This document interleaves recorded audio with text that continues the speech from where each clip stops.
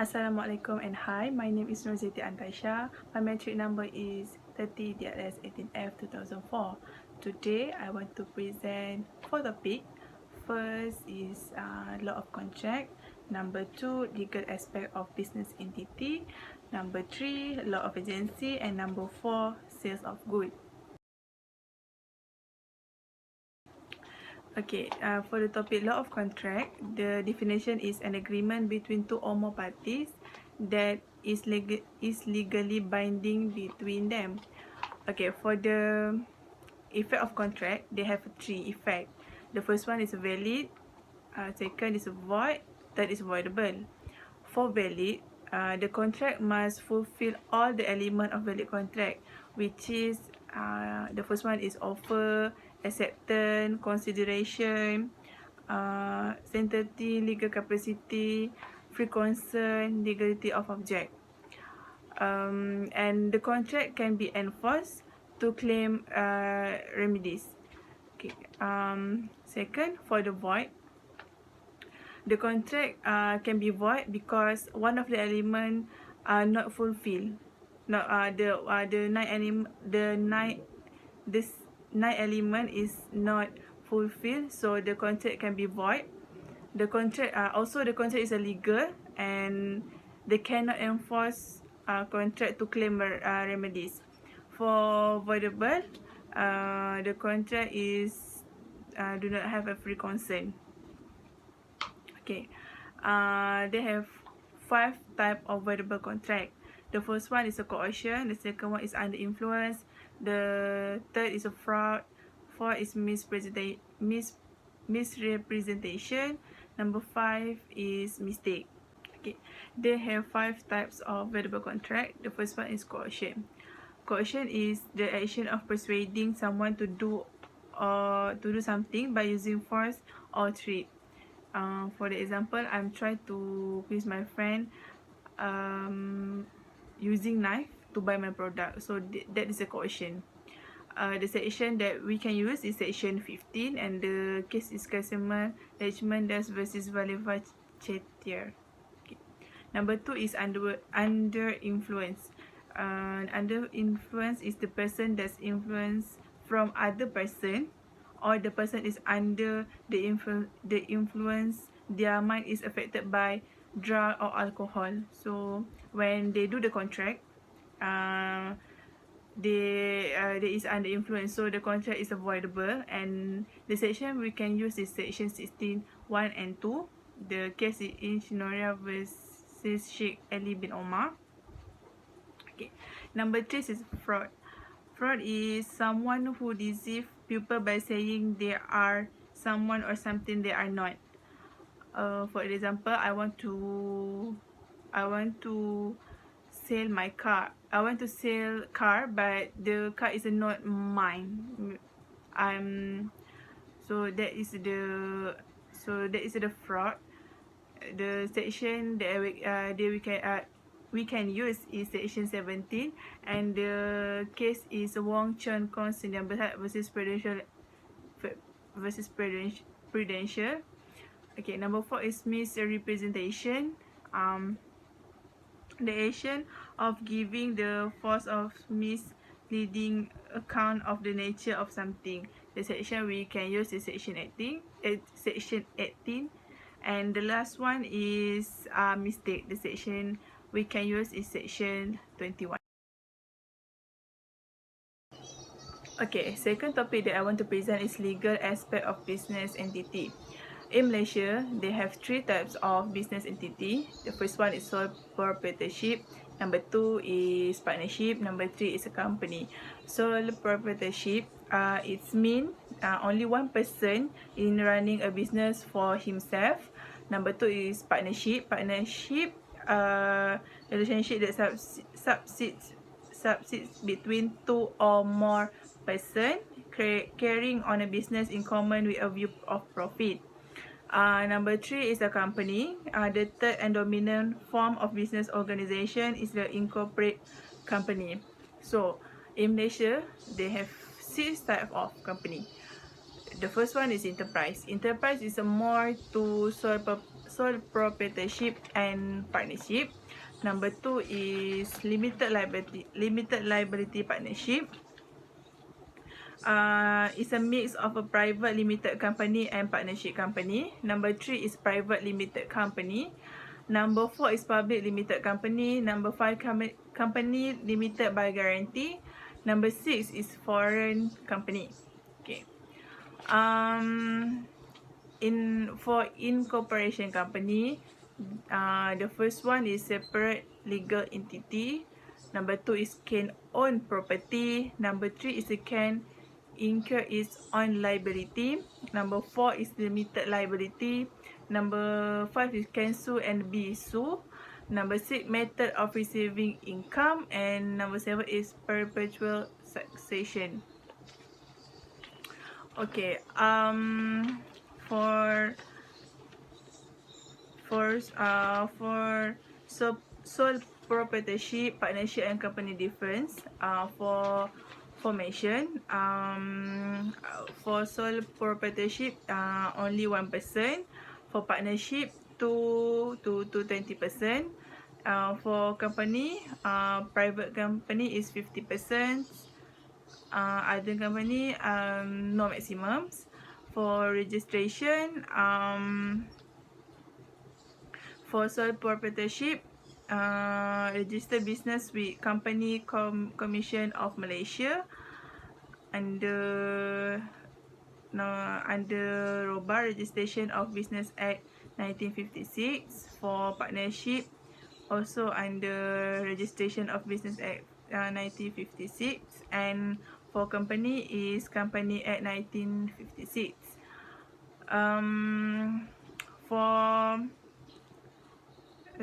For dissolution, for sole proprietorship, may be dissolved informally by the sole proprietorship.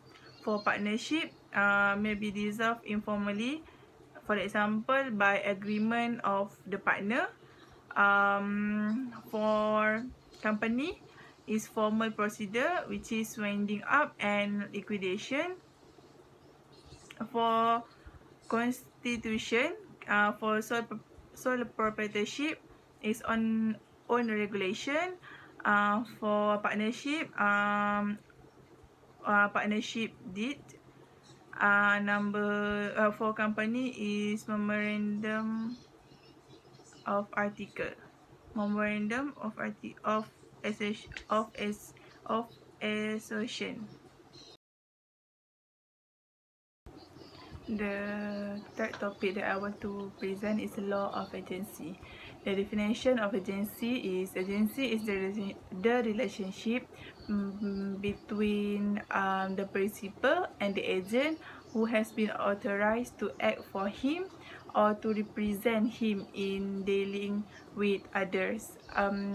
Principal and agent, the section that we use is 135, 136 and 137.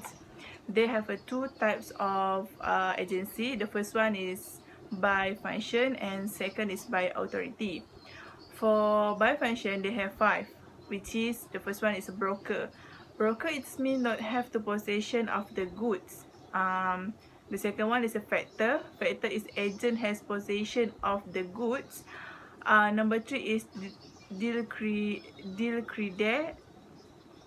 It means guarantee the goods or identify the principal for any losses. Number 4 is auctioneer. It means sells goods by auction. Number 5 is a banker. It means as an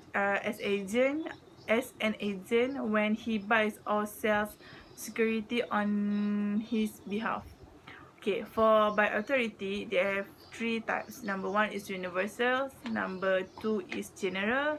Number 3 is special. Agency, a type of agency by formation. Number 1 is agency by express appointment. The section that we use is section 140. It means an authority is said to be expressed when it given by word, spoken or written. Number 2 is agency by implied appointment. Also section 140, it's mean implying when it is to infer from A, the circumstance of the case, B, anything spoken or written, or C, the ordinary course of dealing may be accounted circumstance of the case. Number 3, agency by estoppel. The section that we use is section 190. 190. It means for the agency by estoppel, when the principal himself induce the third party to believe that a person, not an agent, has authority to act for him, as if that the person is his agent. For the number 4 is agency by ratification. Number 4 is agency by necessity or emergency. It's mean a person who has no authority may become an agent due to the necessity or emergency circumstance in order to protect the principal from any loss. The section that we use is section 142. They have two types of termination. First one is by operation of law, and second is by act of the parties. By operation of law is section 154, which is a performance of the agency contract, expiration of the period fixed, deed of either the principal or agent, subsequent insanity, principal becomes bankrupt or insolvent, happening of an event which render the agency unlawful. Number 2 is by act of the party, revoking his authority, renouncing the business, by the business of the agency being completed, agent dying or becoming unsound mind or declare bankrupt.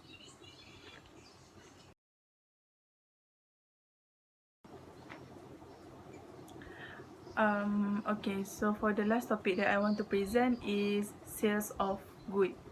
The definition of good is goods includes every kind of movable property other than actionable claims and money, and includes stock and share, growing crops, grass, and the things attached to or forming part of the land which are agreed to be served before sale or under the contract of sale.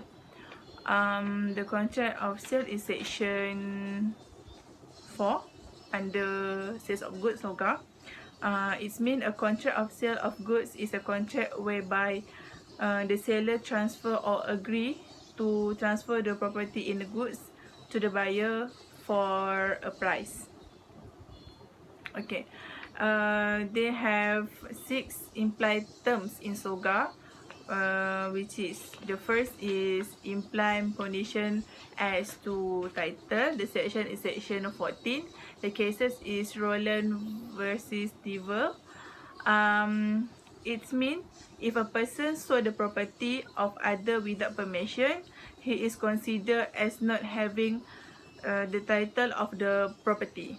Okay, number 2 is implied condition that the goods correspond with description. The section is section 15, and the case is Nagoda Purushottamdas and Co versus Mitsui Kaisha. Okay. It means it's a common practice where you must describe the goods that you want to buy to the seller. If the seller does not to sell you the goods as you describe, he is breach of condition as to description under the section 15. Okay, number 3 is implied condition as to time. Okay. The section that we use is section 11. It means if buyer fail to pay by an agreed date, it's done not automatically entitled seller to repudiate the contract except there is an express terms that are starting so. Number 4 is imply condition as to fitness for particular purpose. The section that we use is section 16. The case is Granville Australia Knighting Mills and Griffith versus Peter Conway Ltd. It's mean for the condition, the buyer must mention his purpose of buying the goods. If not, he cannot claim breach of buying condition as to fitness against the seller. Number 5 is imply condition that the goods must be merchantable quality. Yeah, the section that we use is section 16. Okay, for number 6 is imply condition that the goods must be in accordance to the sample. The example when there is a sale by sample, the section that we use is section 17. And the case is Godley versus Perry 1960. The goods that the buyer should send to the customer is seem to like what they show at the sample. Okay. Second one is implying warranty. The first one is quiet possession of the goods, section 14B, and number 2 is implied warranty of freedom from encumbrance, section 14. Okay. Number 3 is protection to buyer and owner. Exception Nemo that acquired non-habit. The first is estoppel. Section that we use is section 27. The case is Eastern Distributor versus Goring. Number 2 is sale by mercantile agent. Number 3 is sale by one of joint owner. Number 4 is sale under available title. Number 5 is sales by a seller in possession after sale. Number 6 is sales by a buyer in possession.